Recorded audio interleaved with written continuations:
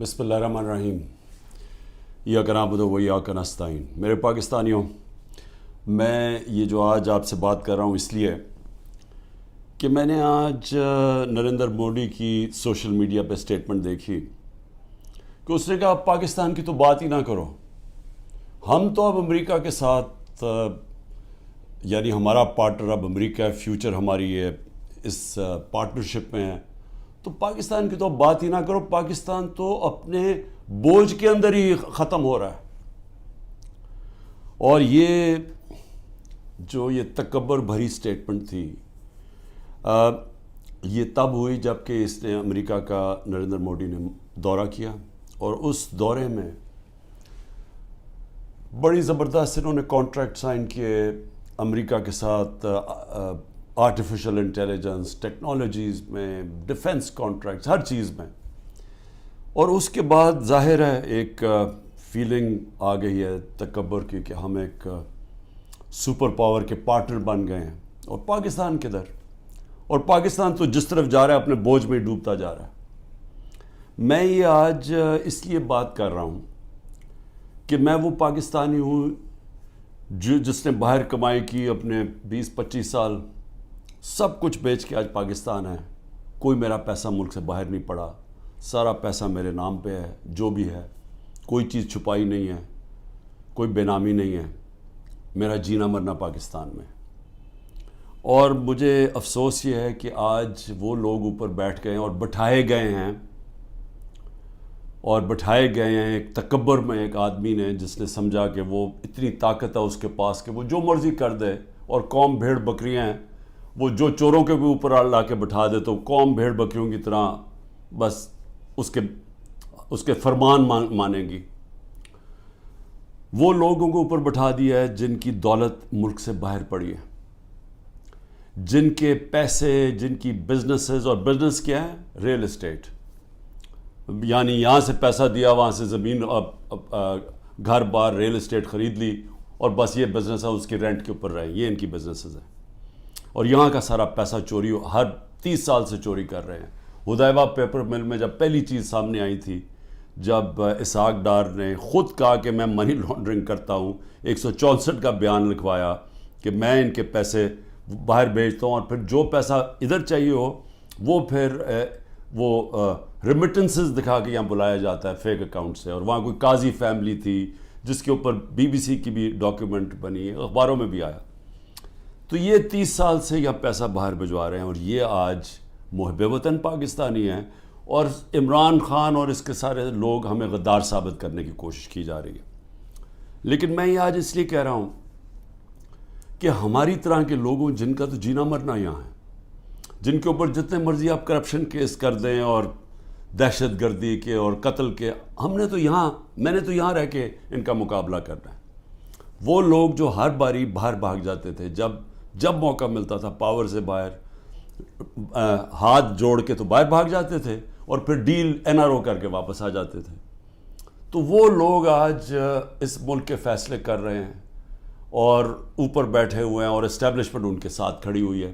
اور پھر اسٹیبلشمنٹ حیران ہوتی ہے کہ کیوں سوشل میڈیا پہ ہمارے پر یہ تنقید آ رہی ہے، اور جو تنقید کرتا ہے وہ غدار ہے، کہ یہ نہیں سمجھ آ رہی کہ کیا لوگ بیوقوف ہیں، لوگ 30 سال سے ان کو لوگوں کو نہیں دیکھ رہے۔ اب یہ سوچیں کہ یہ پھر سارے باہر چلے گئے ہیں، ملک سے باہر ان کی میٹنگز ہوتی ہیں، عیدیں باہر ہوتی ہیں، بچے باہر ہیں، علاج ان کا باہر ہے، اور یہ ہے محب وطن پاکستانی۔ تو مجھے تکلیف اس لیے ہے کہ بحیثیت پاکستانی مجھے بڑی تکلیف ہوئی کہ ان کی جوائنٹ سٹیٹمنٹ آئی امریکہ کی اور ہندوستان کی، کہ پاکستان کا بس اب صرف ایک رہ گیا ہے کہ دہشت گرد ہے، بس یہ ہمیں وہاں لا کے کھڑا کر دیا ہے کہ وہ جو کشمیر میں ہو رہا ہے، یہ کشمیر میں یہ نہیں کوئی بیچارے وہ 100 سال سے اپنی آزادی چاہ رہے ہیں، ان کی جد و جہد ہے آزادی کی، وہ ایک فریڈم سٹرگل ہے، وہ اس کو ایسے نہیں کہہ رہے ہیں۔ یہ جی پاکستان وہاں دہشت گردی کروا رہا ہے، کراس بارڈر ٹیررزم، وہاں سٹیٹمنٹ دے دیا انہوں نے۔ پھر وہی جو گروپس ہیں کہ پاکستان میں وہ فلانا لشکر ہے اور یہ ہے وہ ہے، تو پاکستان کو تو وہاں کھڑا کر دیا، اور پھر کہا کہ آپ یہ ختم کریں، حکم دیا ہمیں کہ آپ ختم کریں۔ اور میں آپ کو یقین دلاتا ہوں کہ اس حکومت سے کوئی سٹیٹمنٹ نہیں آئے گی اس کے خلاف. کبھی پرائم منسٹر کے منہ سے کچھ نہیں نکلے گا. کبھی وہ جو باہر بیٹھا ہوا ہے لنڈن میں سزائے یافتہ وہ کبھی بولے گا نہیں. زرداری کبھی نہیں بولے گا, کیونکہ ان کے اربوں ڈالر ملک سے باہر پڑے ہیں, اربوں روپیہ ان کا باہر پڑا ہے اور ان کو سب کو پتہ ہے ان کا پیسہ باہر پڑا ہے. جب آپ کا وہ جب بھی چاہیں ان کے قانون ہیں, وہ سارے ان کی ایجنسیز پتہ چلوا لیتی ہیں کہ کس کا کیا پیسہ پڑا. اور یہ جب جواب نہیں دیتے اور یہ سمجھتے ہیں کہ ہم جناب ان کے جب جوتے وغیرہ پالش کریں گے تو وہ ہمارے سے بڑے اچھے ہو جائیں گے. اور بلاول بھٹو کی پتہ نہیں کتنے اس نے اربوں روپیہ خرچ کیا اپنے دوروں کے, ہر دوسرے دن امریکہ گیا ہوتا تھا. انہوں نے بھی بڑی خدمت کی ہے, سب وہاں ان کو خوش آمد کرنے میں آگے آگے تھے. تو یہ نتیجہ ملا ہے کہ آج وہ جن کی 14 مہینے سے یہ خدمت کر رہے ہیں, انہوں نے ان کے اوپر ایک ایسی سٹیٹمنٹ دی ہے کہ پاکستان کی حیثیت بتا دی ہے. ہندوستان ہے اگلا, آپ نے ہندوستان کے اگر اسی طرح ان کے چیلے بن کے رہنا تو ٹھیک ہے, نہیں تو آپ کی کوئی حیثیت نہیں ہے. اصل میں اس کا یہ مفہوم نکلا ہے. مجھے کیوں تکلیف ہے اس کی؟ کیونکہ میں سمجھتا ہوں کہ یہ ہمارا جو ملک تھا یہ جس تیزی سے اوپر جا رہا تھا, آپ 60 کی دہائی میں ذرا دیکھیں پاکستان کیسے تیزی سے اوپر جا رہا تھا. ہم جب اسٹوڈنٹس تھے پاکستان میں, اسکول میں پڑھتے تھے, تو ایک کانفیڈنس تھا. میں جب 70 کی دہائی میں کرکٹ کھیلنے گیا ہندوستان, تو وہ ہمیں اور طرح دیکھتے تھے, ہمیں ان کو پاکستان کمپلیکس تھا, ہم ہر طرح آگے تھے ان سے. پاکستان کی مثال دی جاتی تھی 60 کی دہائی میں کہ ڈیولپمنٹ ماڈل دیکھیں پاکستان کا کتنی تیزی سے ترقی کر رہا ہے. ہمارے اوپر بلکہ ایک کتاب بھی کسی نے لکھی تھی کہ ایشین میریکل, کہ یہ وہ جو ملک ہے جو سب سے تیزی سے ایشیا کا کیلیفورنیا بننے جا رہا ہے. میرے ساتھ ملیشیا کے شہزادے پڑھتے تھے آ کے, ہمارے ساتھ HSN میں, یا سارے مڈل ایسٹ سے پاکستان کی یونیورسٹیز میں اسٹوڈنٹس پڑھنے آتے تھے. پاکستان کے اندر ایک ہوپ تھی, کانفیڈنس تھا. 70 کی دہائی میں جیسا میں ہندوستان گئے تو وہاں میں اور طرح دیکھتے تھے. 80 کی دہائی میں بھی ہم جب میچ کھیلنے جاتے تھے تو جب واپس آتے تھے پاکستان تو لگتا تھا کہ غریب ملک سے امیر ملک میں آ گئے ہیں. میں 80 کی دہائی کی بات کروں, یہ زیادہ دیر کی بات نہیں ہے. جب سے یہ دو خاندان آئے ہیں 90 کی دہائی سے ہم پیچھے رہنا شروع ہوئے. یہ پیسہ بنانا شروع ہو گئے, ملک پیچھے جانا شروع ہو گیا. اور پہلے ہندوستان ہمارے سے آگے نکلا 90 کی دہائی میں, اور اس کے بعد بنگلہ دیش آگے نکل گیا. جس بنگلہ دیش کو ہم کہتے تھے ایسٹ پاکستان, بوجھ ہے ہمارے اوپر, ہم امیر ہیں, وہ غریب ملک ہیں, وہاں سائیکلون آتا ہے تو ہمارے اوپر ہمیں ان کے پیسے دینے پڑتے ہیں. یہ میں اپنے کانوں سے باتیں سنی ہوئی ہیں. بنگلہ دیش بھی آگے نکل گیا. اور آج یہ حالات ہیں پاکستان کے کہ مجھے افسوس سے کہنا پڑتا ہے کہ ہر دنیا کے جو نیچے وہ ملک جو ایک وقت پہ پاکستان کو دیکھا کرتے تھے ماڈل آف ڈیولپمنٹ, ہم سب سے نیچے اب جا رہے ہیں تیزی سے. اور سب سے جو افسوسناک بات مجھے کیا لگتی ہے, مجھے یہ آگے جو خوف آ رہا ہے کہ اگر ہم نے ابھی اپنا راستہ نہ بدلا اور جس راستے پہ یہ لے کے جا رہے ہیں, یہ جو فیشسٹ رجیم اوپر بیٹھی ہوئی ہے, جس تیزی سے ہمیں اس طرف لے کے جا رہے ہیں, آگے بالکل ہی امید ختم ہونے والی ہے اور یہ بربادی کی طرف ملک جا رہا ہے. میں آپ کو قرآن کی آیت بتا دوں کہ اللہ نے قرآن میں کہتا ہے کہ میری زمین پہ نکل کے دیکھو کتنی قومیں میں نے تباہ کی جو میرے حکم پہ نہیں چلے. اب میرے پاکستانیوں, یہ میں بار بار آپ کے سامنے بات کہہ بیٹھا ہوں, لیکن میرا کام ہے ایک وہ آدمی جو پاکستان کے ساتھ بڑا ہوا ہے, جس کا جینا مرنا اس ملک میں ہے, یہ میں آپ کو بار بار یہ بات بتاتا جاؤں گا کہ ہم اس وقت بالکل تباہی کی طرف جا رہے ہیں. جب میں نے ڈائلاگ کا بھی بات کی کہ جی اسٹیبلشمنٹ آرمی چیف سے ڈائلاگ کرو, وہ مجھے کوئی فکر نہیں ہے کہ میرے عمران خان کو کسی کی ضرورت ہے, یا میں کسی کے کوئی خوف زدہ ہوں, یا میں یہ سمجھتا ہوں کہ بڑا پریشر ہے تو میں اس لیے ڈائلاگ کروں. مجھے پاکستان کی فکر ہے کہ میں یہ پوچھنا چاہتا ہوں سب سے پہلے کہ اتنی جو ہم نے کہا، جو جس آرمی چیف نے جب مجھے ہٹایا اس نے کہا جی پاکستان کو آئسولیٹ کر دیا تھا، اکیلا چھوڑ دیا تھا. مجھے یہ بتائیں کہ جب ڈونلڈ ٹرمپ نے ایسی سٹیٹمنٹ دی تھی پریزیڈنٹ نے، میں جب پرائم منسٹر تھا، اس نے کہا پاکستان دہشت گردی میں شامل. میری ابھی بھی ٹویٹ پڑھ لیں، میں نے اس کو جواب دیا. میں نے کہا پہلے آگاہ کرو کہ پاکستان نے کہ کس طرح کی دہشت گردی کی جنگ لڑی ہے، ہم نے کیسی قربانی دی. اسی ڈونلڈ ٹرمپ نے مجھے امریکہ دعوت دی، اور جو میرے ساتھ تھے جس طرح کا پروٹوکول مجھے دیا، ذرا بتائیں کبھی کسی پاکستانی پرائم منسٹر کو ملا ہے. اس نے عزت بھی دی، اس کے سامنے میں نے کشمیر کی بات کی، اس نے کہا کہ میں کوشش کروں گا کشمیر کا مسئلہ حل کرنے کے لیے. ان کی جرت نہیں ہے نام لینے کے لیے کشمیر کا. اس کے بعد اس نے سارے میرے اور میرے ڈیلیگیشن کو سارے وائٹ ہاؤس کا خود دورہ کروایا، ٹور کروایا، عزت دی. میں یہ کیوں کہہ رہا ہوں؟ کیونکہ میں مغربی ذہن کو سمجھتا ہوں. آپ اگر ان کے نیچے ان کے سمجھتے ہیں کہ ان کے جوتے پالش کرنے سے وہ آپ کی بڑی کوئی رسپیکٹ کریں گے، وہ آپ کو حقارت سے دیکھتے ہیں. وہ سمجھتے ہیں جو اپنے ملک کے مفادات کے لیے کھڑا ہوتا ہے وہ اس کی عزت کرتے ہیں.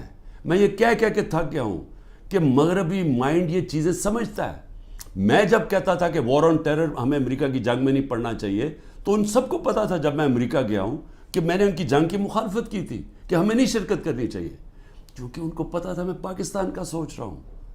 میرے ملک کے 80,000 لوگ اس کے اندر شہید ہوئے تھے، ہماری جنگ نہیں تھی. تو میں جب ان کی تنقید کرتا کہ ان کی جنگ میں نہیں ڈال، وہ سمجھتے ہیں کہ یہ ایک آدمی اپنے ملک کی بات کر رہا ہے.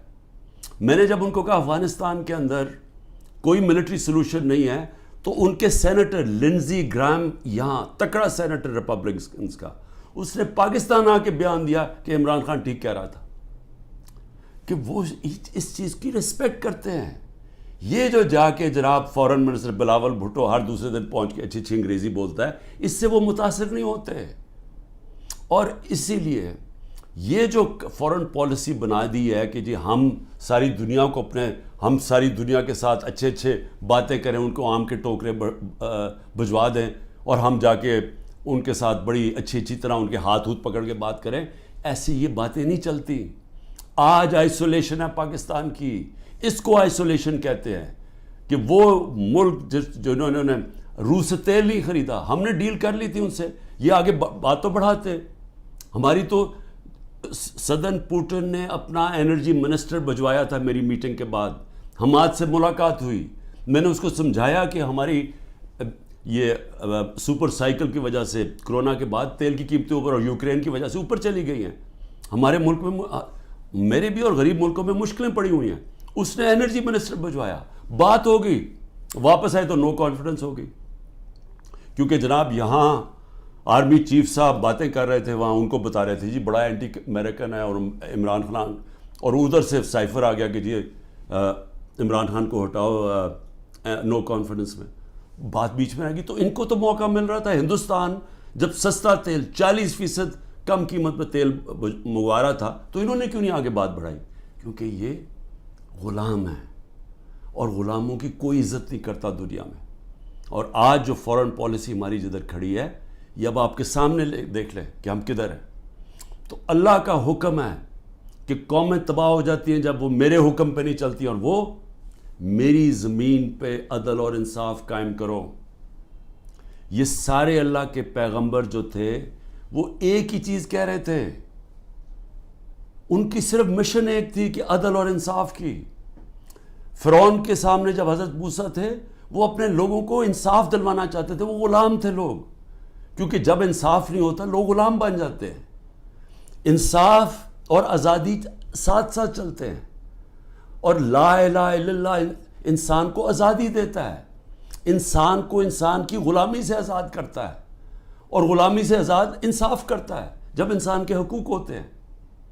تو جو پاکستان میں حالات ہیں، پہلے ہی ہمارا نمبر، یہ جو کریک ڈاؤن سے پہلے 140 ملکوں میں پاکستان کا انصاف کے انڈیکس میں ہم 129 تھے. جب سے یہ کریک ڈاؤن ہوا ہے اب تو ہمارا نمبر ہی کوئی نہیں پتا. اب تو ہم بنانا ریپبلکس میں نیچے شامل ہو گئے ہیں.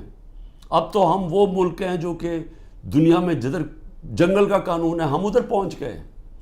سارے پیغمبر اللہ کے انسانی معاشرے کو انسانی تب بنتا ہے, انہوں نے یہ ان کا پیغام تھا جب وہاں انصاف ہو, عدل اور انصاف ہو. نہیں تو جنگل کا قانون ہوتا ہے جس کی لاٹھی اس کی بھینس, مائٹ از رائٹ. اب پاکستان میں جو آج قانون لے آئے ہیں, مجھے بتائیں اس کا کیا مستقبل رہ گیا. اب آج مجھے بتائیں کون پاکستان کے اندر آ کے اپنے پیسے انویسٹ کرے گا. مجھے بتائیں وہ اوورسیز پاکستانی, میں کہہ کہ تھک گیا ہوں, وہ ہمارا سب سے بڑا اثاثہ بیٹھا ہوا ہے. آپ ذرا سوچیں تو صحیح وہ آج کیا کر رہے ہیں.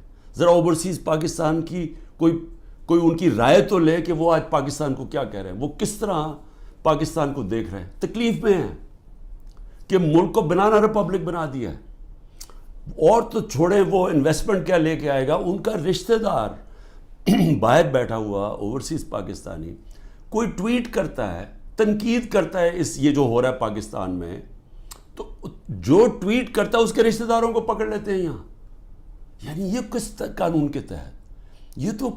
یہ تو ہٹلر کے جرمنی میں ہوتا ہوگا اور یہ اسٹالن کے USSR میں ہوتا ہوگا کہ جب وہ کچھ بھی کر سکتے تھے, کلیکٹیو پنشمنٹ. یا اسرائیل کرتا ہے فلسطینیوں سے کہ ان کے ایک ہوتا ہے تو ان کے گھروں میں آ کے دوسروں کو کلیکٹیو پنشمنٹ دیتے ہیں.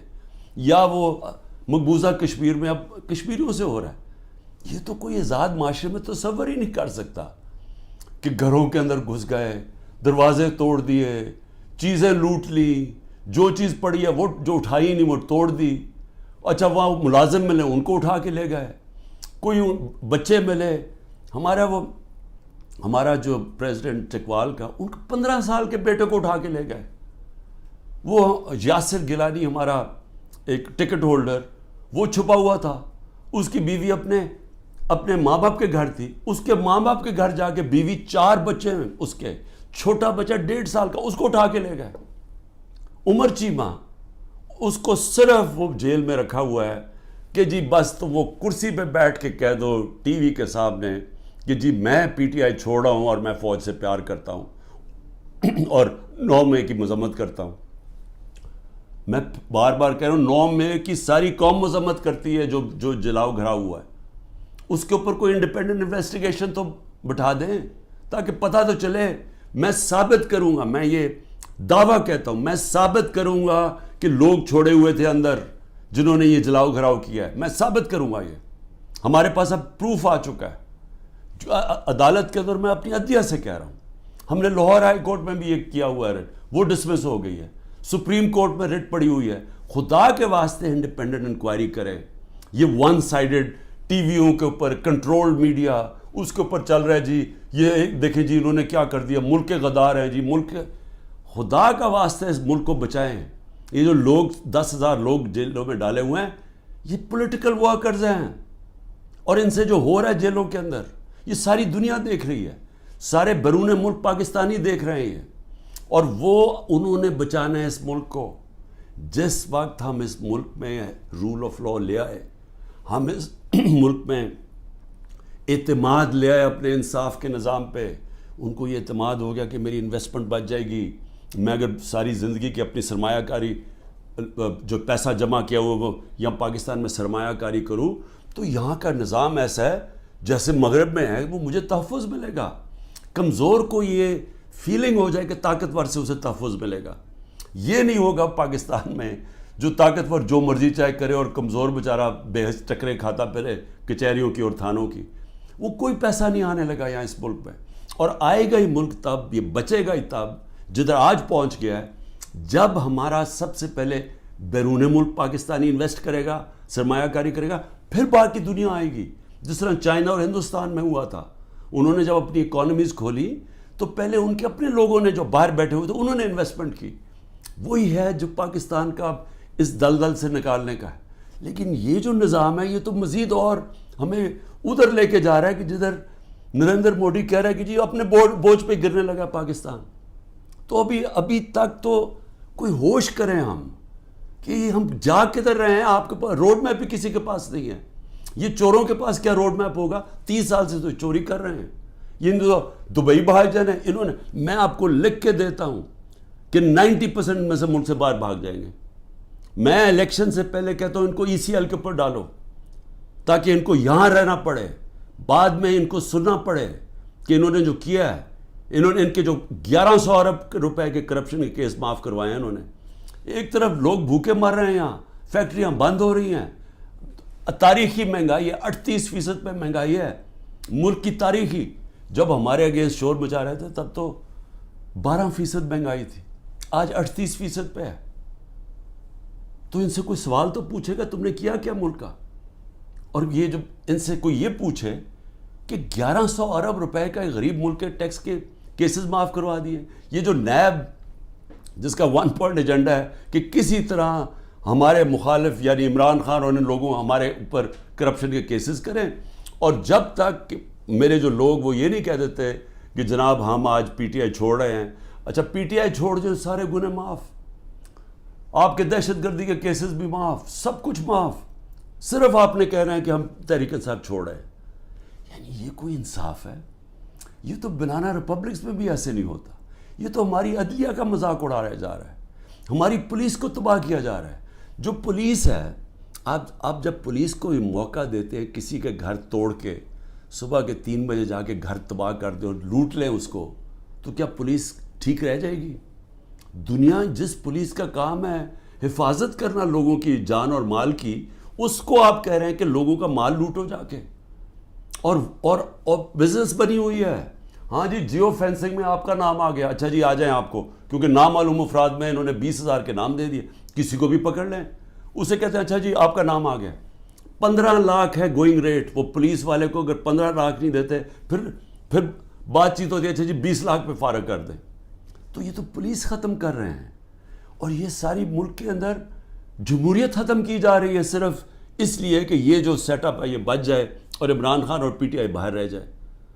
میرا آخر میں صرف یہ اپنی قوم سے کہوں گا کہ دیکھیں قوموں کی زندگی میں اونچ نیچ تو آتی ہے, لیکن جس طرح اللہ کہتا ہے کہ میں قومیں تباہ کر دیتا ہوں جو میرے حکم پہ نہیں چلتی, تو ہم تو اب تباہی کے راستے کو بڑی تیزی سے جا رہے ہیں. جو نریندر مودی کی سٹیٹمنٹ میں مجھے تکلیف ہوئی ہے کہ اپنے بوجھ کے تھلے گر رہا ہے پاکستان.